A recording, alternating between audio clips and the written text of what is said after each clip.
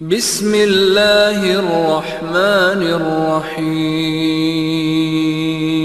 السلام علیکم ورحمۃ اللہ وبرکاتہ۔ الحمد للہ رب العالمین والصلاة والسلام علی اشرف الانبیاء والمرسلین نبینا محمد وعلی آلہ واصحابہ اجمعین وبعد۔ کتاب التوحید کے درس کا جو سلسلہ اللہ تبارک و تعالیٰ کی نصرت سے، اس کی مدد سے جاری ہے، اس درس کا اس وقت جو ہمارے سامنے عنوان ہے وہ جیسا کہ ہم نے پچھلے ہفتے میں شروع کیا ہے، اور یہاں سے دراصل اللہ کی توحید کی گواہی، لا الہ الا اللہ کی شہادت، توحید کی گواہی جسے ہم کہتے ہیں، اس کی حقیقت عملی طور پر پیش کی جا رہی ہے۔ کون کون سی چیزیں ایسی ہیں جسے ہمیں اپنے عقیدے سے دور رکھنا ضروری ہے تاکہ ہماری توحید کی گواہی درست ہو، لا الہ الا اللہ کی شہادت جو ہم دیتے ہیں وہ سلامت رہے، توحید ہماری کھری رہے، خالص رہے، اللہ تبارک و تعالیٰ کے ہاں اس کا بدلہ صلہ ملے، اللہ تعالیٰ ہماری مغفرت فرمائے، ہمیں جنت میں داخل کرے، جہنم سے بچائے، ہمارے درجات کو بلند کرے۔ یہ ساری چیزیں اسی شرط کے ساتھ ہمیں حاصل ہو سکتی ہیں جب لا الہ الا اللہ کی گواہی کو صحیح معنوں میں ہم سمجھیں، اور اس کا صحیح معنی یہ ہے کہ جب اللہ کی وحدانیت کی گواہی دی جائے تو اللہ کے سوا کسی بھی چیز سے، تمام کی تمام چیزوں سے اپنا رشتہ توڑ لیا جائے، کسی بھی چیز کو اللہ تبارک و تعالیٰ کی عبادت میں، بندگی میں شامل نہ کیا جائے، تمام غیر اللہ سے، ہر غیر اللہ سے دوری، کفر، بیزاری، برات اور قطع تعلق کر لیا جائے۔ یہ ہے اس باب کا عنوان، اور مصنف نے جو باب جو قائم کیا تھا وہ یہ تھا، اس بات کا بیان کہ یہ بھی شرک میں شامل ہے، یہ بھی شرک ہے کہ کوئی آدمی مصیبت کو ٹالنے کے لیے، مصیبت کے آ جانے کے بعد یا مصیبت کے آنے سے پہلے دھاگا باندھ لے یا کڑا چھلا وغیرہ پہن لے، یہ بھی شرک کے اندر شامل ہے۔ تو لا الہ الا اللہ کی گواہی دینے والا، اشہد ان لا الہ الا اللہ کہنے والا، پڑھنے والا، اگر دھاگا باندھتا ہے، چھلا پہنتا ہے، کڑا پہنتا ہے، یا آگے آج بات آ رہی ہے، آج اور اس کے بعد کے دروس میں کوئی آدمی مثال کے طور پر کوئی دھاگا یا کڑا چھلا سونے چاندی کا، تانبے پیتل کا، لوہے کا، کسی بھی چیز کا ہاتھ میں پہنتا ہے، یا گلے کے اندر کوئی تعویذ لٹکاتا ہے یا کوئی سیپی وغیرہ لٹکاتا ہے، اور یہ سمجھتا ہے کہ اس کے ذریعے سے فلاں پریشانی دور ہو جائے گی، فلاں مصیبت ٹل جائے گی، فلاں مصیبت سے ہم بچ جائیں گے، بری نظر نہیں لگے گی، مثال کے طور پر آسیب نہیں ہوگا، جادو اثر نہیں کرے گا، جادو نہیں ہوگا وغیرہ۔ اس طرح کی کوئی بھی چیز اگر انسان سوچتا ہے اور اپنے عقیدے میں شامل کرتا ہے تو یہ دراصل لا الہ الا اللہ کی گواہی کا معنی نہیں سمجھتا ہے، اور ایسا کرنے والا اسے لا الہ الا اللہ زبان سے پڑھنا کچھ بھی کام نہیں آئے گا، کیونکہ لا الہ الا اللہ کا معنی اللہ کے سوا کا کفر پہلے نمبر پر شامل ہے۔ اس کے اندر اللہ کے سوا کا کفر اور انکار ایک آدمی زبان سے کہتا بھی ہے اور ساتھ ہی ساتھ یہ ساری چیزیں استعمال بھی کرتا ہے کہ اس سے مصیبت ٹلے گی، پریشانی دور ہوگی، اور عافیت آئے گی، رحمت ملے گی، شفا ملے گی، دولت ملے گی، کامیابی ملے گی وغیرہ۔ تو اس کا مطلب یہ ہے کہ لا الہ الا اللہ کے معنی کو نہیں سمجھتا۔ ہمارے سامنے آج اللہ کے نبی صلی اللہ علیہ وسلم کی ایک حدیث ہے، ہم نے شروع میں پڑھا ہے آیت کریمہ پچھلے درس میں، اور آج کے درس میں ہمارے سامنے اس معنی کو واضح کرنے والی، اس حقیقت کو عملی طور پر پریکٹیکلی کھول کر کے بیان کرنے والی اللہ کے نبی صلی اللہ علیہ وسلم کی ایک حدیث ہے۔ اس حدیث کو امام احمد بن حنبل نے اور دیگر محدثین نے، ابن حبان نے، ابن ماجہ نے، اور ایسے امام حاکم نے اپنی مستدرک میں، بہت سارے محدثین نے اپنی کتابوں میں اس حدیث کو نقل کیا ہے، روایت کیا ہے، اور حدیث صحیح ہے۔ اس حدیث پر اگر آپ غور کر لیں، کوئی بھی شخص غور کر لے، ایک مسلمان غور کر لے کہ اس حدیث کا پیغام کیا ہے، یہ حدیث ہمیں کیا پیغام دیتی ہے، کیا میسج دے رہی ہے، اس حدیث سے ہمیں کیا سبق مل رہا ہے، تو میں سمجھتا ہوں کہ ایک حدیث ہی، صرف ایک حدیث ہمیں یہ سمجھانے کے لیے، بتانے کے لیے کافی ہے کہ لا الہ الا اللہ کی گواہی دینے والا جب گواہی دیتا ہے تو اس کا مطلب معنی کیا ہوتا ہے، اس کا مطلب کیا ہوتا ہے۔ اور یہ بھی واضح کر رہی ہے یہ حدیث کہ جو لوگ بھی لا الہ الا اللہ پڑھیں، گواہی دیں اور اس کے ساتھ ساتھ یہ کام کریں، کڑا چھلا وغیرہ ڈال لیں مصیبت، پریشانی، بیماری کو ٹالنے کے لیے، ایسے لوگوں کو وہ کڑا چھلا کچھ بھی فائدہ نہیں دے گا، الٹا انہیں اسے نقصان دے گا۔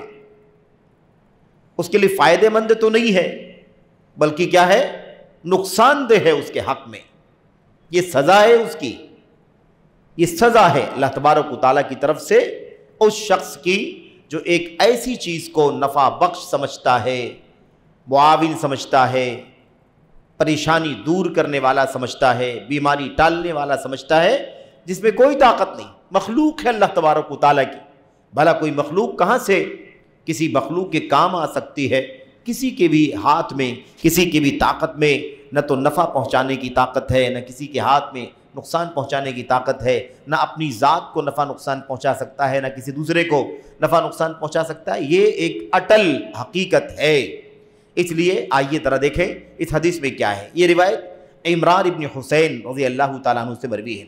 عن عمران ابن حسین رضی اللہ تعالیٰ عنہما ان رسول اللہ صلی اللہ علیہ وسلم رأى رجلا في يده حلقة من صفر فقال ما هذه؟ قال من الواهنة، قال من الواهنة، فقال انزعها فإنها لا تزيدك إلا وهنا فإنك لو مت وهي عليك ما أفلحت أبدا۔ رواہ احمد بسند لا بأس به۔ جیسا کہ پہلے بات ہو چکی ہے، اسے امام احمد بن حنبل، ایسے ابن ماجہ، حاکم، ابن حبان، دیگر محدثین نے اسے روایت کیا۔ یہ حدیث کا متن ہے۔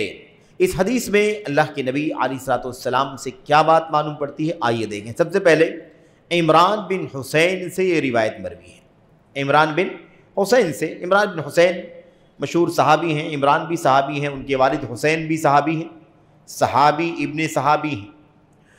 یہ عمران بن حسین جو ہیں یہ دراصل خزاعہ کے، بنو خزاعہ کے، قبیلے بنو خزاعہ کے ایک فرد ہیں، اور خیبر والے سال سن 7 ہجری میں اسلام قبول کیا۔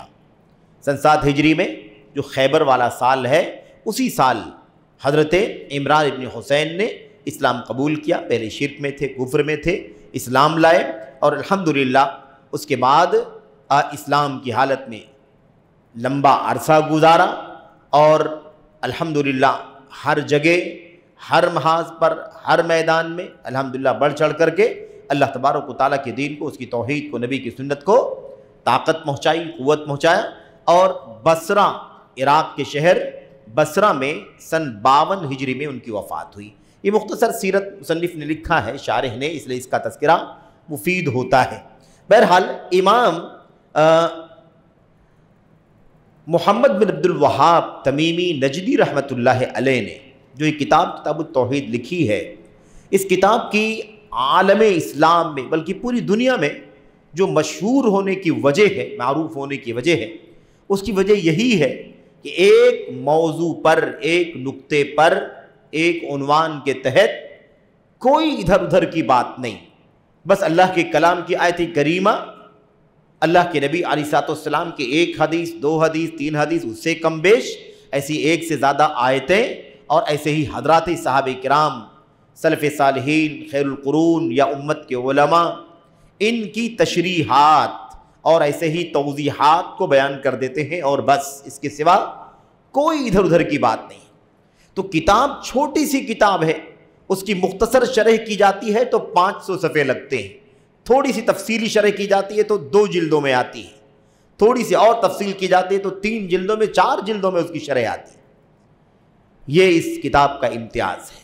اب یہ حدیث آپ دیکھیں، عمران بن حسین رضی اللہ تعالی عنہما بیان کرتے ہیں ان رسول اللہ صلی اللہ علیہ وسلم، اللہ کے رسول صلی اللہ علیہ وسلم نے رأى رجلا فی یدہ حلقۃ من صفر، अल्लाह के नबी अलैहि सल्लम ने एक आदमी को देखा, अल्लाह के नबी सल्लल्लाहु अलैहि वसल्लम ने एक शख्स को देखा, फी यदिही हल्का मिन सुफ्र, उस आदमी के हाथ में, दाएं में बाएं में किसी भी हाथ में, उस आदमी के हाथ में एक कड़ा था, एक छल्ला था, मिन सुफ्रिन, सुफ्र पीतल को कहते हैं।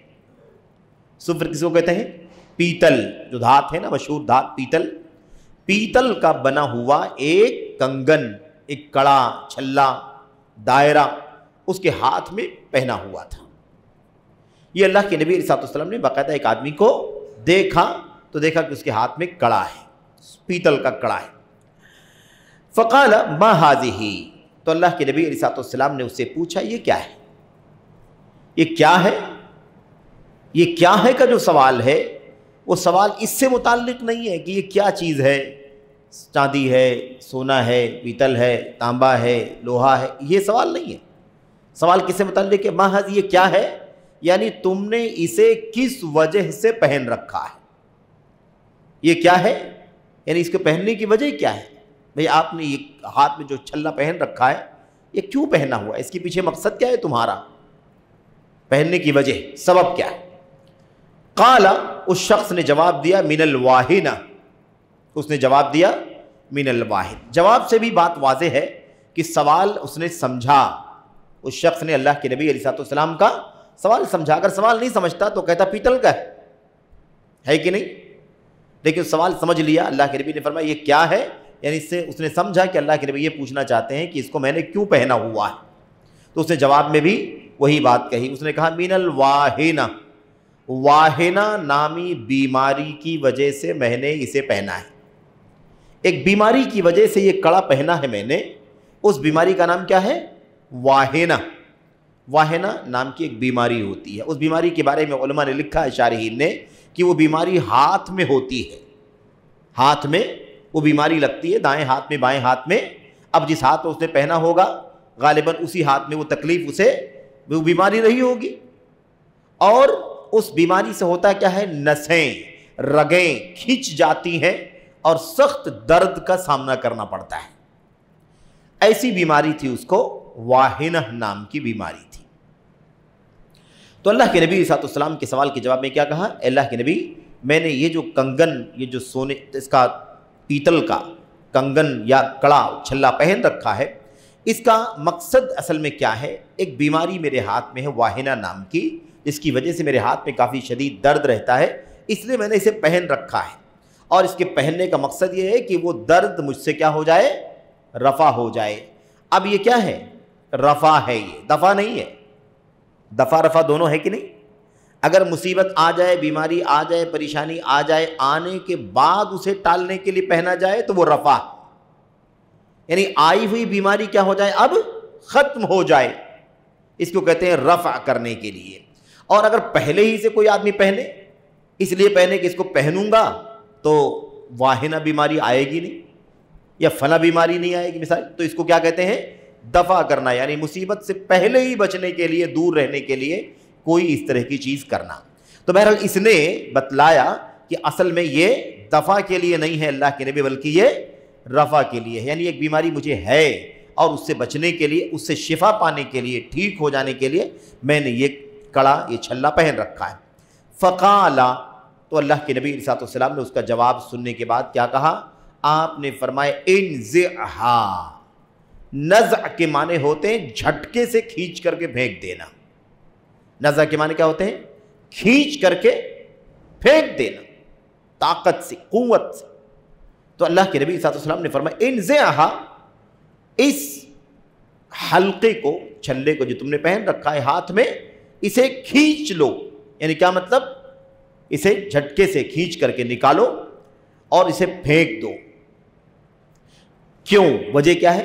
फ़इन्नहा ला तज़ीदुका इल्ला वहना, फ़इन्नहा ला तज़ीदुका इल्ला वहना, क्योंकि ये कड़ा, ये छल्ला तुम्हें फ़ायदा नहीं देगा। ये सब कहा नहीं अल्लाह के नबी ने, तुम्हें फ़ायदा नहीं देगा, तुम्हें इससे कुछ मिलेगा नहीं, बीमारी ठीक नहीं होगी, ये सब कहा नहीं, क्योंकि अल्लाह के नबी को ये सारी बातें कहने की ज़रूरत नहीं है। अल्लाह के नबी को जवामिउल कलीम दिया गया था, एक लफ्ज़ बोलते थे, उस लफ्ज़ पर गौर करें तो सारी चीज़ें ऑटोमेटिक उसके अंदर शामिल हो जाती। تو اللہ کے نبی نے اس کو یہ کہا اسے نکال کر کے پھینک دو، اس لیے کہ اس سے تمہاری بیماری بڑھے گی، اس سے بیماری بڑھے گی۔ کافی ہے کہ نہیں یہ لفظ؟ جب اللہ کے نبی نے فرمایا کہ بیماری بڑھے گی تو یہ تو واضح طور پر معلوم ہے کہ بڑھنے کی بات ہی اس وقت ہوتی ہے جب پہلے والی بیماری رہے گی، اسی میں اضافہ ہوگا۔ اگر یہ بات ہوتی کہ آپ ٹھیک ہو جاؤ گے تو یہ کہنے کا کوئی فائدہ نہیں ہوتا کہ آپ کی بیماری بڑھے گی۔ اللہ کے نبی نے فرمایا کہ اس سے تمہاری بیماری میں اضافہ ہی ہوگا، تمہارا درد بڑھے گا ہی، تمہارے ہاتھ کی تکلیف بڑھے گی ہی۔ اور آپ نے کیا فرمایا؟ نمبر 1 پہلی بات تو یہ آپ نے فرمائی اس سے وہن میں اضافہ ہوگا۔ وہن معنی کمزوری کے ہوتے ہیں، وہن کے معنی بے انتہا کمزوری کو وہن کہتے ہیں، لیکن اللہ کے نبی علیہ السلام نے اس بیماری کے لفظ واہنہ سے یہ لفظ استعمال فرمایا کہ اس سے تمہاری اس بیماری میں اضافہ ہوگا، بیماری اور بڑھے گی۔ دوسری چیز یہ ہے فَإِنَّكَ لَوْ مُتَّ وَهِيَ عَلَيْكَ مَا أَفْلَحْتَ أَبَدًا، اور دوسری بات یہ ہے کہ اگر تمہاری موت آ جائے اسی حال میں کہ یہ کڑا تمہارے ہاتھ میں رہے، یعنی اس کڑے کے تمہارے ہاتھ میں رہتے ہوئے، کڑا پہنے ہوئے اگر تمہاری موت آ گئی، اب مسئلہ کڑے کا نہیں ہے، مسئلہ اس کڑے سے جڑے ہوئے عقیدے کا ہے۔ اس کڑے پر اس نے اعتماد کر رکھا ہے کہ یہ کڑا ہماری بیماری کو ٹھیک کر دے گا، یہ ہاتھ کا درد، ہاتھ کا مرض، بیماری کیا ہو جائے گی؟ رفع ہو جائے گی، ٹھیک ہو جائے گی۔ اس بدعقیدگی کی طرف اللہ کے نبی نے اشارہ فرمایا۔ آپ نے فرمایا اگر تم نے اس عقیدے کے ساتھ جو تم نے پہن رکھا ہے، اگر اسی عقیدے کے ساتھ یہ کڑا تمہارے ہاتھ میں ہے اور اسی حالت میں تمہاری موت ہو جاتی ہے، وہی علیک، اسی حالت میں تمہاری موت ہو جاتی ہے، یعنی کیا مطلب؟ اسی حال میں یعنی اسی عقیدے کی حالت میں توبہ کیے بغیر، توبہ کیے بغیر اگر اسی حالت میں تمہاری موت ہو جائے گی، اگر تم مر جاؤ گے، ما افلحت ابدا، تو تم کبھی بھی کامیاب نہیں ہوگے، کبھی کامیاب نہیں ہو سکو گے۔ یہ اللہ کے نبی علیہ السلام کی حدیث ہے۔ اب آئیے ذرا اس حدیث کے معانی کو سمجھیں، اس کے کچھ پہلوؤں کو سمجھیں، اور اس کے بعد اس کے فوائد اور اس کے مسائل پر مختصر گفتگو کر کے اس درس کا اختتام کریں۔ تو عمران بن حسین رضی اللہ تعالیٰ عنہ کیا کر رہے ہیں بھائی؟ دراصل ایک واقعہ پیش آیا، ایک ایسے ہی کلمہ پڑھنے والا آدمی، لا الہ الا اللہ کی گواہی دینے والا آدمی، لا الہ الا اللہ کی گواہی دینے والا آدمی، ایسے آدمی کے ساتھ ایک واقعہ پیش آیا۔ اسی واقعے میں جو کچھ ہوا اسی کو عمران بن حسین بیان کر رہے ہیں۔ یہ واقعہ باقاعدہ پریکٹیکل واقعہ ہے، پیش آیا، اللہ کے نبی صلی اللہ علیہ وسلم کے ساتھ پیش آیا۔ عمران بن حسین رضی اللہ تعالیٰ عنہ اسی کو بیان کرتے ہیں۔ آپ فرماتے ہیں کہ ایک شخص کو اللہ کے نبی نے دیکھا، اس کے ہاتھ میں پیتل کا کڑا تھا۔ پتہ یہ چلا کہ یہ آج جو پیتل کا کڑا، سونے کا، چاندی کا، تانبے کا، یہ جو چل رہا ہے، لوہے وغیرہ کا جو چل رہا ہے، یعنی لوگ پہنتے ہیں اس عقیدے کے ساتھ کہ اس سے ہماری بیماری، ہماری پریشانی، ہماری مصیبت دفع ہو جائے گی یا رفع ہو جائے گی۔ اس عقیدے کے ساتھ یہ لوگ آج ہی نہیں پہن رہے ہیں، بلکہ یہ عقیدہ، برا عقیدہ، بدعقیدگی، شرک والا عقیدہ بہت قدیم زمانے سے چل رہا ہے۔ نبی کریم صلی اللہ علیہ وسلم کے سامنے کا معاملہ پیش آیا۔ یعنی ایسا نہیں ہے کہ صرف قرآن کریم کی آیتیں ہیں، اللہ کے نبی کی حدیثیں ہیں قولی، یہ دیکھو عملی طور پر بھی واقعہ پیش آیا ہے۔ اللہ کے نبی علیہ السلام کے سامنے ایک آدمی ملا ایسا جس نے کڑا پہن رکھا تھا پیتل کا، اور اسی کو سمجھایا اللہ کے نبی نے۔ تو عمران بن حسین اسی کو بیان کرتے ہیں، تو کہتے ہیں کہ اللہ کے نبی علیہ السلام نے جب دیکھا کہ اس کے ہاتھ میں پیتل کا ایک کڑا ہے۔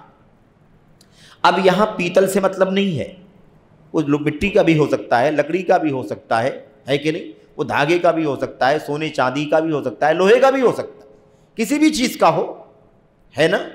مسئلہ ہے کوئی بھی غیر اللہ، چاہے وہ جاندار ہو یا بے جان ہو، اس کے بارے میں وہ عقیدہ رکھنا جو عقیدہ شرکیہ عقیدہ ہے، یہ انسان کی کلمہ توحید کی گواہی کو نشٹ کرنے والی چیز، برباد کرنے والی چیز۔ کیا فرمایا؟ اللہ کے نبی صلی اللہ علیہ وسلم نے دیکھا کہ اس کے ہاتھ میں پیتل کا کڑا ہے، کسی بھی چیز کا ہو سکتا ہے، کڑا بھی ہو سکتا ہے، کڑے کے علاوہ بھی کوئی چیز ہو سکتی ہے، تو نہ کڑا مقصود ہے نہ پیتل مقصود ہے۔ ایک پریکٹیکل واقعہ جو پیش آیا تھا اس میں کڑا تھا اور پیتل کا تھا۔ یہ پیتل کے علاوہ کا بھی ہو سکتا ہے، کڑے کے علاوہ بھی ہو سکتا ہے، وہ دھاگا بھی ہو سکتا ہے، وہ انگوٹھی بھی ہو سکتی ہے، وہ کیا ہو سکتی ہے؟ انگوٹھی بھی ہو سکتی ہے، کوئی ہلکی سی رنگ بھی ہو سکتی ہے، کوئی بھی چیز ہو سکتی ہے جس چیز کو لٹکایا ہوا ہو، پہنا ہوا ہو، جیب میں رکھا ہوا ہو، مثال کے طور پر اسے ساتھ میں لے کے چلتا ہو۔ معاملہ صرف کس کا ہے؟ معاملہ یہ کہ کس مقصد سے اسے پہنا ہے، کس مقصد سے اسے رکھا ہے، کس مقصد سے اسے باندھا ہے، کس مقصد سے اسے لٹکایا ہے، اصل میں اس سے مطلب ہے۔ لیکن یہاں واقعے میں ایک کڑے کا واقعہ ہے۔ اللہ کے نبی نے پوچھا یہ کیا ہے، کیوں پہن رکھا ہے؟ اب یہی سوال پیدا ہوتا ہے کہ تم نے لا الہ الا اللہ کی گواہی تو دی ہے، اشہد ان لا الہ الا اللہ تم نے کہا ہے، اور اپنے آپ کو توحید پرست کہتے ہو، موحد کہتے ہو، ہم اللہ کی توحید کے ماننے والے، ہم شرک نہیں کرتے، کفر نہیں کرتے، زبان سے کہتے ہو لا الہ الا اللہ، اللہ کے سوا کوئی سچا معبود نہیں ہے، اللہ کے سوا کوئی سچا عبادت کے قابل نہیں ہے، یہ زبان سے تم کہتے ہو۔ یہ کہتے ہوئے ما ہذہ، یہ کیا پہن رکھا ہے، کیوں پہن رکھا ہے، کیوں پہن رکھا ہے بھائی، اس کے پہننے کا مقصد کیا ہے؟ تو اس شخص نے جواب دیا واہنہ کی وجہ سے، بیماری۔ اب اس بیماری کو ٹالنے کے لیے اس نے پہن رکھا ہے، بیماری ہٹ جائے۔ اچھا یہ بھی ہو سکتا ہے کہ بیماری ابھی آئی نہ ہو، آنے والی ہو، سمجھ رہے ہیں کہ بیماری لگے ہی نہ، لیکن زیادہ قریب معنی یہ ہے کہ بیماری تھی اسے واہنہ سے، وہ واہنہ بیماری میں مبتلا تھا، اسے جوجھ رہا تھا، اور اسی سے چھٹکارا پانے کے لیے اس نے پیتل کا یہ کڑا پہن رکھا تھا۔ پیتل کا کڑا، پیتل کا کڑا۔ اب آپ اس بات کو سمجھیں، یہ پیتل کا کڑا نہ تو یہ شفا دینے والی چیز ہے، نہ تو یہ بیماری کو دور کرنے والی کوئی چیز ہے، اور نہ تو یہ لٹکانا یا یہ کڑا پہننا اللہ تبارک و تعالیٰ کے دین میں بیماری سے شفا پانے کا سبب ہی ہے، نہ تو یہ کڑا شفا دینے والی چیز ہے، اور نہ تو یہ کڑا پہننا اللہ تبارک و تعالیٰ کی طرف سے شفا ملنے کا سبب ہے۔ نہ تو شفا دینے والا، نہ تو یہ کڑا خود شفا دے گا، اور نہ تو یہ کڑا پہننا شفا یابی، اللہ کی طرف سے شفا یابی ملنے کا سبب ہے۔ کوئی چیز ہمارے پاس نہیں ہے، ایسی کوئی دلیل نہیں۔ اب اگر ایسی چیز ہوتی نا، مثال کے طور پر میڈیکلی آج جدید جو مطلب طب ہے نا، سائنس اور اس کے تجربات کا علم ہے، اگر سائنسی تجربہ اور صحیح معنوں میں یہ ثابت کرے کہ کوئی دھات ہے جس کے پہننے سے، جس کے جسم میں لگے رہنے سے ہے نا کچھ فائدہ ہو سکتا ہے، شفا یابی مل جائے پورے طور پر یا پورے طور پر نہ ملے تو یہ سبب ہے، کچھ نہ کچھ اس سے آرام ضرور ہوگا، تو بات بدل جائے گی۔ لیکن نہ تو یہ کڑا پہننا شفا دینے والا ہے، اور نہ تو یہ کڑا پہننا شفا دینے کے اسباب میں سے کوئی سبب ہے، دونوں میں سے کچھ بھی نہیں ہے۔ تو ما ہذہ، بھائی تم نے اسے کیوں پہن رکھا ہے؟ تو اس نے بتا دیا واہنہ کی وجہ سے۔ واہنہ بیماری ہے، اس بیماری کے لیے دو علاج ہیں۔ ایک علاج یہ ہے کہ اللہ تبارک و تعالیٰ سے دعا کرے، اللہ تبارک و تعالیٰ سے دعا کرے، اور اس کے علاوہ کیا کرے؟ رقیہ۔ کون سا رقیہ؟ آج کل کا پروفیشنل رقیہ نہیں، کاروباری رقیہ نہیں، جو سسٹم، نظام، فل ٹائم، پارٹ ٹائم جو نظام چل رہا ہے، اور پورے طور پر ایک عیادہ، ڈسپینسری، کلینک کی شکل میں لوگ باقاعدہ کھول کر کے بیٹھے ہوئے ہیں، اس کی کوئی اصل نہیں ہے سلف کے دور میں۔ رقیے کا معنی کیا ہے؟ رقیے کا معنی یہ ہے کہ مجھے کوئی تکلیف ہو جائے، میں کہہ دوں بھائی پڑھ دیجئے مجھ پر اللہ کا کلام پڑھ دیجئے، نیک نیتی کے ساتھ، اللہ تبارک و تعالیٰ کی ذات سے امید ہے کہ اللہ کا کلام اللہ تبارک و تعالیٰ اس کے ذریعے سے شفا دینا چاہے گا، شفا دے دے گا، کلام اللہ کا ہے، ٹھیک ہے۔ تو مسئلہ کیا ہے؟ رقیہ شرعیہ، رقیہ مروجہ نہیں، جو رواج میں ہے، جو چل رہا ہے نا، اب چاہے اس کا کوئی پیسہ لیتا ہو یا نہ لیتا ہو، ہے نا، اس سے بھی کوئی بحث نہیں ہے۔ بحث کس سے ہے؟ اصل بحث اس سے ہے کہ اس طرح سے سسٹم کے ساتھ کوئی رقیے کی جگہ، رقیے کی آفس، رقیے کی کیبن، رقیے کا ادارہ، شعبہ سلف صالحین کے ہاں سرے سے نہیں پایا جاتا ہے۔ اور ہم سلفی ہیں، اہل الحدیث ہیں، تو ہماری ذمہ داری ہے کہ ہم سلفی رہیں، دعوے کے نہیں رہیں، عمل کے بھی سلفی رہیں، اور کسی ایک پہلو میں سلفی نہ رہیں، اہل حدیث نہ رہے، زندگی کے ہر پہلو میں سلفی رہیں، تب جا کر کے ہم اہل حدیث ہوں گے، سلفی ہوں گے میرے بھائیوں۔ سلفیت دعووں کا نام نہیں ہے، اس سے پہلے بھی بار بار بات ہوئی ہے کہ سلفیت کوئی لباس نہیں ہے، کوئی کپڑا نہیں ہے کہ آدمی جب چاہے پہنے، جب چاہے نکال کے اسے ہینگر کے حوالے کر دے، نہیں، بلکہ یہ قرآن، سنت، صحابہ کرام کا مشن، اس کا نام ہے۔ عقیدے، توحید اور ایمان سے لے کر عبادات، معاملات، اخلاق، سیاست، حلال حرام، شادی بیاہ، نکاح، طلاق، تجارت، اور ایسے ہی ملازمت، اٹھنا بیٹھنا، کھانا پینا، سونا جاگنا، تمام معاملات، ساری کی ساری چیزیں قرآن کریم، نبی کی سنت اور صحابہ کرام کے طور طریقے کے مطابق زندگی گزارنے کا نام سلفیت ہے، اور ایسے گزارنے والوں کو سلفی کہتے ہیں۔ ایسے ہی گزارنے کی دعوت دینے والوں کو سلفی دائی کہتے ہیں، اور ایسے ہی دعوت کو سلفی دعوت کہتے ہیں۔ اس لیے کوئی غلط فہمی نہیں ہونی چاہیے۔ کسی آج کل کے 100 200 سال 500 سال 1000 سال کے بیچ میں کوئی بنا ہوا فرقہ نہیں ہے جس کی طرف بلایا جا رہا ہے، دعوت دی جا رہی ہے، آ جاؤ ہماری تعداد بھی بڑھ جائے، ہماری بھی پارٹی بڑی ہو جائے، نہ، ہرگز نہیں، ایسا کوئی تصور نہیں سلفیت کے اندر، اہل حدیثیت کے اندر۔ اور اگر ایسا کوئی سمجھتا ہے تو صحیح معنوں میں وہ سلفیت کو نہیں سمجھتا۔ سلفیت کسی دھڑ بندی کا نام ہی نہیں۔ تو خلاصے کلام یہی بات تو ضمناً آ گئی، اس پر کوئی لمبی بات کرنے کا یہ موقع نہیں ہے، اور نہ مقصود ہے۔ مقصود یہ ہے کہ علاج کا کیا ہے؟ اللہ تبارک و تعالیٰ سے دعا کرنا۔ اللہ کے کلام کی آیات میں اللہ نے شفا رکھی ہے، اللہ کے نبی صلی اللہ علیہ وسلم کی معصور حدیثیں ہیں، اللہ تبارک و تعالیٰ کے اسماء و صفات ہیں وغیرہ، یہ تمام چیزیں اس کا رقیہ یعنی پڑھ کر کے دھتکارنا، دم کرنا، اس میں کوئی خاص نہیں ہونا چاہیے، یہ پڑھیں گے تو ٹھیک ہو جاؤں گا، یہ پڑھیں گے تو نہیں ٹھیک ہوں گا، دلی سے بلاؤں گا، راجستھان سے بلاؤں گا، حیدرآباد سے بلاؤں گا، فلاں پڑھے گا تو ٹھیک ہو جاؤں گا۔ اگر یہ کوئی عقیدہ رکھتا ہے تو خود ہی شرک کا اور بدعقیدگی کا راستہ ہے میرے بھائی۔ شفا اللہ دینے والا ہے۔ شفا دینے والا کون ہے؟ اللہ تبارک و تعالیٰ۔ وَإِذَا مَرِضْتُ فَهُوَ يَشْفِينِ، جب میں بیمار ہوتا ہوں تو وہی اللہ مجھے شفا دیتا ہے۔ اللہم رب الناس اذھب البأس واشفی انت الشافی لا شفاء الا شفاؤک شفاء لا یغادر سقما۔ اللہ ہی شفا دینے والا ہے کہ نہیں؟ یہ ہمارا عقیدہ، تو شفا اللہ دے گا۔ اور کلام اللہ تبارک و تعالیٰ کا ہے، اللہ کی حدیثیں، نبی علیہ السلام کی حدیثیں، اسماء و صفات اللہ تبارک و تعالیٰ کے ہیں، تو اس میں پھر اس کو یہ پڑھے کہ وہ پڑھے کہ حیدرآباد سے آئے کہ راجستھان سے آئے کہ فلاں جگہ سے آئے، اس کا کیا دخل ہے میرے بھائی؟ اس کا کیا دخل ہے؟ اگر اس کا دخل ہم نے دے دیا، اس کا مطلب یہ ہے کہ پھر ہماری اس بیماری میں شفا یابی پانے کا ہمارے ذہن میں یہ شبہ بیٹھے گا، ہم یہ عقیدہ بنائیں گے، یہ عقیدہ پھیلائیں گے کہ فلاں کے اندر کوئی تاثیر ہے، وہ پڑھتا ہے تو ٹھیک ہو جاتا ہوں۔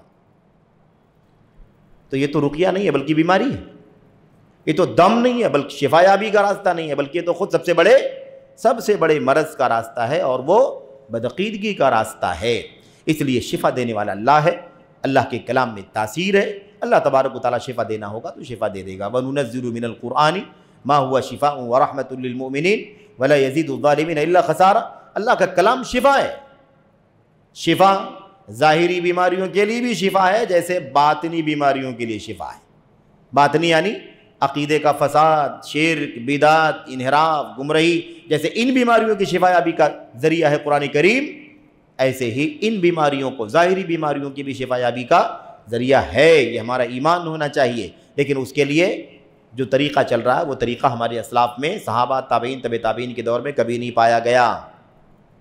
سمجھ رہے ہیں؟ ایسی کوئی چیز نہیں پائی گئی۔ ہاں، کسی کو بھی کوئی تکلیف ہوئی، بلا تعین، بلا خاص کیے، بلا نام، بلا علاقہ، بلا شہر، فلاں فلاں، کوئی تعین نہیں، جو سامنے آیا ہمارا مسلمان بھائی ہے، موحد بھائی ہے، مومن بھائی ہے، چلو بھائی ہمیں یہ تکلیف ہے، ذرا رقیہ کر دو، اور اس نے بھی اعوذ باللہ بسم اللہ پڑھا، اور اس کے بعد اللہ کے کلام کی آیتوں کو پڑھا، دم کر دیا، اللہ کے نبی کی حدیثوں کو پڑھا، دم کر دیا، اللہ کے اسماء و صفات کو پڑھا، دم کر دیا، بس۔ اس سے فلاں سے اس طرح کا کوئی طریقہ نہیں۔ بلکہ صحابہ کرام میں تو بہت سارے لوگوں کو اللہ عز و جل نے مستجاب الدعوات بنایا تھا۔ کیا بنایا تھا؟ مستجاب الدعوات، یعنی وہ اللہ سے دعا کریں تو اللہ تعالیٰ ان کی دعاؤں کو قبول فرمائے گا۔ اگر وہ دعا کر دیں کہ شفا یابی مل جائے تو اللہ ان کی دعا قبول فرمائے گا اور اس آدمی کو شفا یابی مل جائے گی. لیکن اس کے باوجود ایسے صحابہ کرام نے بھی کبھی یہ نہیں کہا آؤ میں علاج کرتا ہوں بھائی ٹھیک ہو جاؤ گے, آؤ بیماری یہ ٹھیک ہو جائے گی, غربت ہے دور ہو جائے گی, مصیبت ہے پریشانی ہے ٹل جائے گی, کبھی نہیں. بلکہ وہ تو اپنے آپ کو چھپاتے تھے, کسی کو پتہ نہ چل جائے کہ فلاں کی دعا قبول ہوتی ہے, تاکہ لوگ آ کر کے کہیں ہمارے پاس ہے نا, ہمارے پاس بہت سارے لوگ آنے اور لائن لگانے یا تانتا باندھنے کی نوبت نہ آ جائے. وہ تو اسے بھاگتے تھے. آج کل کی طرح نہیں, سوشل میڈیا کا پورا استعمال, یوٹیوب کا پورا استعمال, فیس بک کا پورا استعمال ہے کہ نہیں, سب بالکل مارکیٹنگ کر کے رقیے کا کاروبار چل رہا ہے. کاروبار کا مطلب کوئی یہ نہ سمجھے کہ پیسے کمانے کا, کیونکہ یہ بات جب کہی جاتی ہے تو لوگ آتے ہیں کہتے ہیں ہم پیسے نہیں لیتے ہیں, ہم پیسے نہیں لیتے ہیں. پیسے لیتے ہوں یا نہ لیتے ہوں, یہ طریقہ ایک پورا سسٹم نظام فل ٹائم پارٹ ٹائم اور دکان اور آفس اور اس طرح سے بنا کر کے, ایسا کوئی طریقہ اللہ کے نبی کے اصحاب کے زمانے میں نہیں تھا. اس لیے اس سے بچنے کی ضرورت ہے, اس سے بچنے کی ضرورت ہے, اور امت کو قوم کو وہم پرستی سے نکالنے کی ضرورت ہے. جب یہ ماحول بنا دیا گیا, جگہ جگہ دکانیں کھل گئیں, جگہ جگہ آفسیں بن گئیں اور جگہ جگہ راقی حضرات پھیل گئے, تو پھر جس محلے میں راقی پایا جاتا ہے اس محلے کے آدھے لوگ بیمار ہو جاتے ہیں. ایسے کوئی راقی دم کرنے والا نہیں ہوتا تو کوئی بیمار نہیں رہتا, اور علاقے میں کوئی دم کرنے والا ہوتا ہے تو ایسا لگتا ہے کہ آدھی آبادی بیمار ہو گئی ہے. اس کو جن ہے, اس کو شیطان ہے, اس کو آسیب ہے, اس کو نظر بد ہے, اس کو ٹونا ہے, اس کو ٹٹکا ہے, اس کو فلاں. یہ صورتحال بن گئی. کیا ہے یہ دماغ اور دل کے اندر وہم پیدا کرنے کا کام چل رہا ہے. اچھا خاصا ایمان ہے, توکل ہے, اور اس کا نتیجہ کیا نکلا؟ اس کا نتیجہ یہ نکلا میرے بھائیوں, اس کا نتیجہ یہ نکلا کہ جو لوگ علاج کرا لیتے ہیں نا, کسی کے پیر میں درد ہے, گھٹنے میں درد ہے کہ نہیں, وہ علاج کرا لیتا ہے, دوائی لیتا ہے یا چیک اپ کرا لیتا ہے. بہت آسان لب و لہجے میں بات کر رہا ہوں تاکہ بات اچھی طرح سمجھ میں آئے. اور 1 سے 2 مرتبہ 1 سے 2 دن دوا کرنے کے بعد اگر آرام نہیں ہوتا ہے تو اس کے دماغ میں صرف یہی بات آتی ہے کہ بس کرو بھائی آرام نہیں ہو رہا, کوئی جن شیطان کا مسئلہ ہے, کوئی جادو کا مسئلہ ہے, کوئی ٹونا ٹٹکے کا مسئلہ, کسی نے کر دیا, کسی نے کھلا دیا. یہ وہم دل کے اندر پیدا ہوتا ہے. اور توحید اس لیے نہیں ہے, توحید تو وہم کو دور کرنے کے لیے.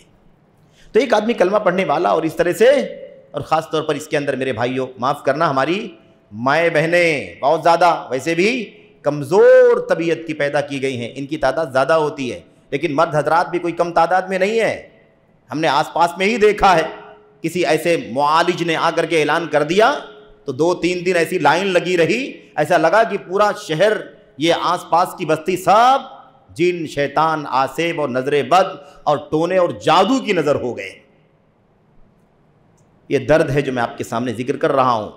اہل حدیثیت صرف دعووں کا نام نہیں ہے, سلفیت کسی آدمی کے کسی نجی یا کسی کی شخصی تھیوری کا نام نہیں ہے.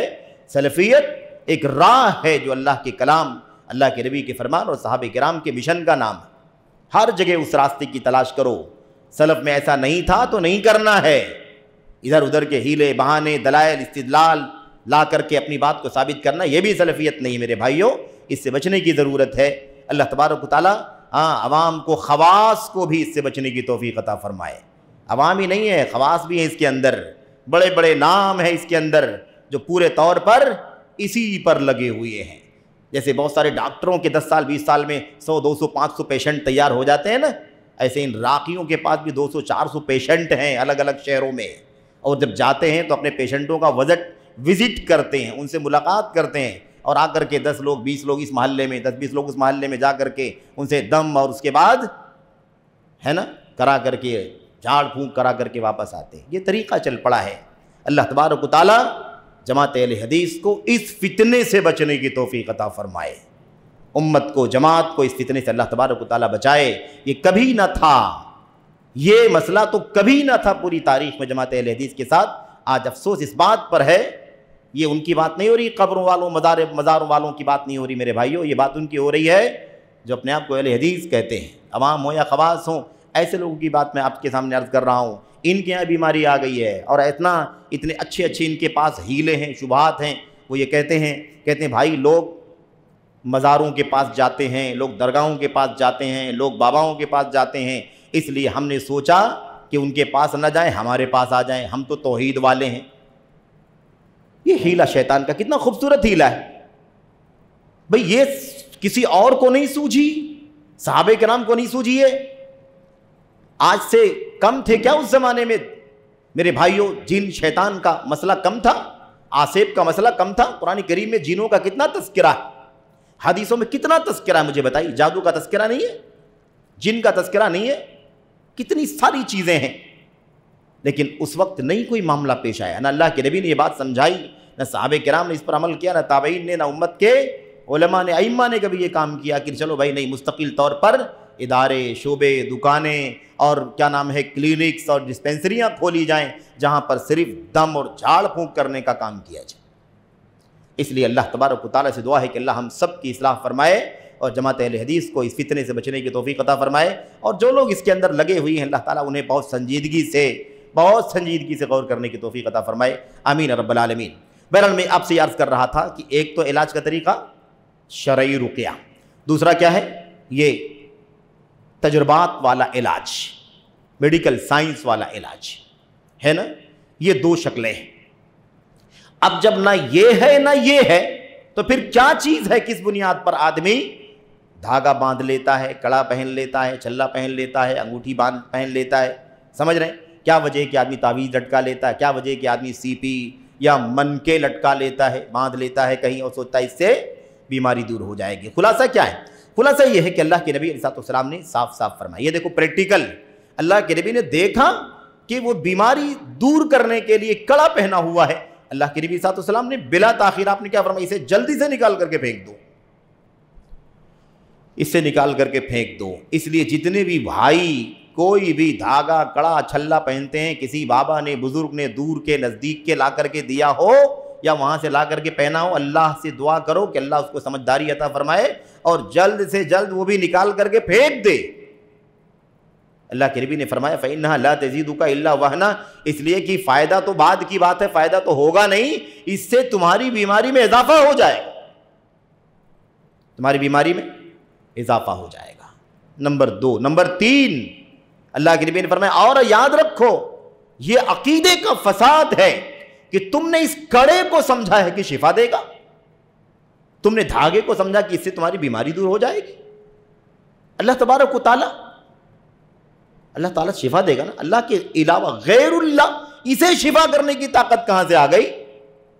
یہ تمہیں فائدہ کہاں سے پہنچا سکتا ہے؟ یہ نہ فائدے پہنچانے کی طاقت رکھتا ہے نہ نقصان پہنچانے کی، یہ کہاں سے تمہیں فائدہ پہنچائے گا؟ اس لیے یہ بدعقیدگی ہے کہ تم سمجھو کہ یہ کڑا، یہ چھلا مجھے شفا دے دے گا، ہاتھ میں پہنوں گا تو بیماری دور ہو جائے گی۔ یاد رکھو یہ بدعقیدگی ہے۔ اس لیے اسی بدعقیدگی کے ساتھ اگر تم جیتے رہے اور اسی بدعقیدگی کے ساتھ تمہاری موت آ گئی تو تم کبھی کامیاب نہیں ہوگی۔ بات سمجھ میں آ گئی نا؟ لا الہ الا اللہ کی گواہی کا صحیح معنی کیا ہے؟ اللہ کے سوا کسی سے اس طرح کا عقیدہ رکھنا منع ہے، ان کا کفر ہونا ہے۔ کوئی نفع نہیں دے سکتا، کوئی فائدہ نہیں پہنچا سکتا، کوئی شفا نہیں دے سکتا، کوئی دولت نہیں دے سکتا، کوئی اولاد نہیں دے سکتا، کوئی بیماری نہیں ڈال سکتا، یہ ہمارا ایک دم ٹھوس عقیدہ ہونا چاہیے۔ ابراہیم خلیل اللہ علیہ السلام، اللہ نے نقل فرمایا وَإِذَا مَرِضْتُ فَهُوَ يَشْفِينِ، جب میں بیمار ہوتا ہوں تو اللہ تعالیٰ ہی مجھے شفا دیتا ہے کہ نہیں؟ لا شافی الا انت، اللہ تیرے علاوہ کوئی شفا دینے والا نہیں، تو نہ کوئی شفا دینے والا ہے، اور جس چیز کو شرعاً یا تجربے کے طور پر یا شریعت کی روشنی میں شفا کا سبب نہیں بتایا گیا ہے، اسے باندھنے لٹکانے سے شفا یابی کیسے مل سکتی ہے؟ سمجھ رہے ہیں؟ اس لیے اس میں کوئی شک نہیں۔ اب اللہ کے نبی صلی اللہ علیہ وسلم نے یہاں صاف صاف کیا فرمایا؟ اگر تم اسی حالت میں مر جاؤ گے کہ یہ کڑا تمہارے ہاتھ میں رہے اسی عقیدے کے ساتھ، تو تم کبھی کامیاب نہیں ہوگے۔ یہ بات اللہ کے نبی نے کیوں فرمائی؟ کبھی کامیاب نہیں ہوگے یعنی تم جنت سے محروم ہو جاؤ گے، جہنم میں داخل ہو جاؤ گے۔ یہ بات اللہ کے نبی نے کیوں فرمائی؟ اسی عقیدے کی بنیاد پر فرمائی کہ اس کا عقیدہ کیا تھا کہ یہ کڑا میں نے پہنا ہے، یہ میری بیماری دور کر دے گا۔ اسی کڑے کو شفا دینے والا سمجھا اس نے، اور اسی بات کو اللہ کے نبی صلی اللہ علیہ وسلم نے سمجھا، کیونکہ بات واضح ہے نا. کیوں پہن رکھا ہے؟ واہنہ بیماری کی وجہ سے، یعنی واہنہ بیماری کو ٹالنے کے لیے پہن رکھا ہے. ایسا تو نہیں کہا نا اس نے کہ میں نے اس کو پہنا ہوا ہے، اس کو پہنوں گا اور اللہ سے مانگوں گا تو اللہ مجھے شفا دے گا اس کو پہننے کی وجہ سے. اس نے ایک ہی جملہ کہا، من الواہنہ، اس کڑے کے پہننے کی ایک ہی وجہ ہے، بیماری مجھے ہے اور یہ کڑا پہنوں گا تو بیماری دور کر دے گا. بھائی بات سمجھ میں آ گئی کہ نہیں آ گئی؟ یہ شرک اکبر والا عقیدہ ہے کہ اسی کو شفا دینے والا سمجھے. اگر اس کو سبب سمجھے گا تو گناہ شرک اصغر ہوگا. اس کا مطلب یہ نہیں کہ کوئی اچھی چیز ہے، وہ بھی خطرناک ہے. شرک اصغر شرک اکبر کی طرف لے کر کے جاتا ہے. چھوٹا شرک بڑے شرک کا دروازہ ہے، اس لیے اس سے بالکل بچنے کی ضرورت ہے. اچھا، تو یہ ہو گئی بات کہ اگر تم نے یہ کڑا اگر نہیں نکالا، تم نے اس کو پہنا ہوا ہے کہ بیماری دور ہو جائے گی. یاد رکھو، تمہاری بیماری دور نہیں ہوگی، تمہاری بیماری بڑھ جائے گی اور درد ہوگا، کمزوری میں اضافہ ہو جائے گا. خیر، آئیے بات لمبی نہ کریں، آئیے اس حدیث سے جو فوائد، جو مسائل مستنبط ہوتے ہیں اسے سمجھیں تو بات اور زیادہ آسانی سے سامنے سمجھ میں آ جائے گی. بہرحال حدیث سے اتنی بات تو معلوم پڑ گئی کہ بھائی فائدہ، مصیبت کو ٹالنے کے لیے، بیماری کو ٹالنے کے لیے کوئی کڑا وڑا پہننا منع ہے، کوئی کڑا چھلا وغیرہ پہننا منع ہے، اور اس سے شفا یابی نہیں ملے گی بلکہ بیماری اور زیادہ بڑھ جائے گی، تکلیف بڑھ جائے گی. دوسری چیز، یہ شرک ہے اور اتنا خطرناک شرک ہے کہ انسان کو کامیاب نہیں ہونے دے گا، کبھی بھی کامیاب نہیں ہونے دے گا. اولئک هم المفلحون، اولئک هم المفلحون. اللہ نے فرمایا نا قرآن کریم کے اندر، یہی لوگ کامیاب ہونے والے ہیں، یہی لوگ کامیاب ہونے والے ہیں. اللہ کے نبی فرماتے ہیں اس حالت میں مر جاؤ گی کہ یہ کڑا تمہارے ہاتھ میں رہے، ما افلحت ابدا، تو کبھی کامیاب ہوگے ہی نہیں. یہ مسئلہ ہمیں اس حدیث سے معلوم پڑ گیا. خلاصہ، آئیے اس حدیث سے کون کون سے فوائد معلوم پڑتے ہیں میں بالکل اختصار کے ساتھ ذکر کرتا ہوں، کیونکہ باتیں ہمارے سامنے تقریباً آ چکی ہیں. نمبر 1، پہلی چیز معلوم پڑتی ہے کہ بیماری وغیرہ سے بچنے کے لیے یا بیماری آ جانے کے بعد اس کو ٹھیک کرنے کے لیے کڑا وغیرہ، دھاگا وغیرہ، چھلا وغیرہ پہننا یہ حرام ہے اور شرک میں سے ہے. واضح ہے نا؟ واضح ہے. نمبر 2، دوسری باتیں معلوم پڑتی ہے کہ حرام چیز سے دوا علاج کرنا بھی حرام ہے. حرام چیز سے دوا علاج کرانا بھی کیا ہے؟ حرام ہے. اب یہ حرام بھی ہے اور شرک بھی ہے، حرام بھی ہے اور شرک بھی ہے، تو اس سے دوا کرنا، علاج کرانا منع ہے. النہی عن التداوی بالحرام، حرام سے دوا علاج کرانا منع ہے. تیسری بات ہمیں اس حدیث سے معلوم پڑتی ہے کہ جہاں برائی دکھائی دے، منکر دکھائی دے، شرک دکھائی دے، کفر دکھائی دے، بدعت دکھائی دے، ہے نا، شریعت کی مخالفت دکھائی دے، تو اس منکر کا انکار کرنا مشروع ہے، اس پر ٹوکنا مشروع ہے. ٹوکنا چاہیے. ایک آدمی شرک کر رہا ہے، ہمیں کیا کرنا چاہیے؟ ٹوکنا چاہیے، اس شرط کے ساتھ کہ ٹوکنا ممکن ہو اور ٹوکنے کی وجہ سے فائدہ ہو، یعنی اس کو سمجھ میں آئے اور وہ شرک سے بچے. اور اگر ایسا نہ ہو بلکہ اس فائدے کے بجائے کوئی بڑا نقصان ہونے والا ہو تو پھر آپ خاموش رہیں، کیونکہ شریعت کبھی بھی نقصان لانا نہیں چاہتی، نقصان ختم کرنا چاہتی ہے. اور نقصان ختم ہو جائے تو ٹھیک، نہ ختم ہو تو کم کرنا چاہتی ہے، لیکن نقصان بڑھانا نہیں چاہتی ہے. ٹھیک ہے؟ تو اگر ہمیں منکر دکھائی دے، ہم ٹوک سکتے ہوں، ڈانٹ سکتے ہو، تنبیہ کر سکتے ہوں، سمجھا سکتے ہوں، تو یہ مشروع ہے کہ منکر پر انکار کیا جائے، بتایا جائے کہ یہ کام غلط ہے، یہ کام شرک کا ہے، یہ کام ہے نا تمہارے حق میں بہتر نہیں ہے. اور دوسری بات ساتھ ساتھ میں کیا ہے؟ جاہل ہے، اگر آدمی نہیں جانتا ہے تو جاہل کو بتانا، اس کو تعلیم دینا، سکھانا بھی مشروع ہے. ظاہر سی بات ہے کہ تعلیم دینا ضروری ہے. ایک آدمی جاہل ہے، لا علم ہے، نا بلد ہے، اسے نہیں بتایا جائے گا، تعلیم نہیں دی جائے گی تو کہاں سے سمجھ میں آئے گا اسے؟ تو علم ضروری ہے. اور یہ شرک کا پھیلاؤ دکھائی دے رہا ہے، بدعات کا طوفان دکھائی دے رہا ہے، اس کے پیچھے اسباب کیا ہیں؟ اس کے پیچھے بہت سارے اسباب ہیں. ایک سبب یہ بھی ہے کہ جاہلوں کو سکھانے کا کام نہیں کیا جا رہا ہے، ان بدعقیدوں کو صحیح توحید، صحیح عقیدہ نہیں بتایا جا رہا ہے. کاش بتایا جاتا تو ان کی سمجھ میں آتا. لیکن ہمارے بہت سارے ایسے بھائی ہیں جو باپ دادوں کے زمانے سے ایک طریقے پر چل رہے ہیں، آج بھی چل رہے ہیں. وہی عقیدہ، وہی طور طریقہ، وہی ریت، وہی روایت، وہی قبر، وہی مزار، وہی دم، وہی چھلا، وہی کڑا، وہی دھاگا، وہی قبر مزار، سارے وہی بابا، وہی دیوی، سارے لوگوں سے زمانے سے وہی عقیدہ چل رہا ہے۔ اگر ان کو تعلیم دی جائے، سکھایا جائے، توحید کا سبق پڑھایا جائے، شرک سے آگاہ کیا جائے، بدعات سے آگاہ کیا جائے، سنت کی روشنی پہنچائی جائے، تو انشاءاللہ تبارک و تعالی اللہ کی ذات سے امید ہے کہ لوگوں میں ضرور بیداری پیدا ہوگی، لوگ شرک سے بدعات سے ضرور آگاہ ہوں گے اور لوگ توبہ کریں گے۔ الحمدللہ جو بہت کچھ ایسے شرک کرنے والے بدعات میں مبتلا لوگوں کے توبہ کرنے کے واقعات ہم سنتے ہیں، وہ اللہ تبارک و تعالیٰ کے فضل و کرم کے بعد انہی کوششوں کا نتیجہ ہے جو تعلیم کی بیداری، عقیدے کی اصلاح کا کام زبان سے، قلم سے، میڈیا سے کیا جا رہا ہے، اس کی برکتیں ہیں یہ۔ نمبر 2، نمبر 3، نمبر 4، چوتھا مسئلہ کیا ہے بھائی؟ اس حدیث سے کیا معلوم پڑا؟ دنیا میں بھی اور آخرت میں بھی دونوں جگہ شرک بڑا نقصان دہ ہے۔ ایسا نہیں ہے کہ شرک کا نقصان صرف دنیا میں آخرت میں نہیں ہے، یا شرک کا نقصان صرف آخرت میں ہے دنیا میں نہیں ہے۔ شرک نقصان دہ ہے دنیا میں بھی اور آخرت میں بھی۔ اللہ کے نبی دونوں باتیں بیان فرمائی کہ نہیں فرمائی؟ تم یہ شرک والا عقیدہ لے کر کے یہ کڑا پہن رکھا ہے تم نے، یاد رکھو دنیا میں بھی نقصان دہ ہے یہ کڑا اور آخرت میں بھی۔ دنیا میں نقصان یہ ہے کہ بیماری دور کرنے کے لیے پہنے ہو، بیماری دور نہیں ہوگی بلکہ بیماری بڑھے گی، دنیا کا نقصان۔ آخرت کا نقصان یہ ہے کہ اگر اسی حالت میں مر جاؤ گے تو ہمیشہ کبھی بھی کامیاب نہیں ہوگے، ہمیشہ ناکام رہو گے، ناکامی ہمیشہ تمہارے سر لگ جائے گی، کامیابی سے تم محروم کر دیے جاؤ گے۔ تو دنیا میں بھی شرک خطرناک ہے، نقصان دہ ہے، آخرت میں بھی شرک نقصان دہ ہے، خطرناک ہے۔ ایسے نمبر 5، پانچواں مسئلہ ہمیں اس حدیث سے معلوم پڑا کہ جو آدمی مفتی ہو، اب آج کل تو جہاں دیکھو وہاں مفتی نظر آ رہے ہیں، گلی گلی میں مفتی، گھر گھر میں مفتی، ان مفتیوں کی بات نہیں چل رہی میرے بھائی۔ اللہ تعالیٰ ایسے مفتیوں سے بچنے کی توفیق عطا فرمائے۔ مفتی کوئی دعوے کا نام نہیں ہے، مفتی کوئی 2 مہینے 4 مہینے کی مطالعے کا نام نہیں ہے، فتویٰ دینے کی صلاحیت کوئی سال 2 سال کی ڈگری کا نام نہیں ہے۔ مفتی، زیادہ تر علماء کرام نے یہ بات لکھی ہے کہ مفتی مجتہد کے درجے میں ہوتا ہے۔ مفتی کیا ہوتا ہے؟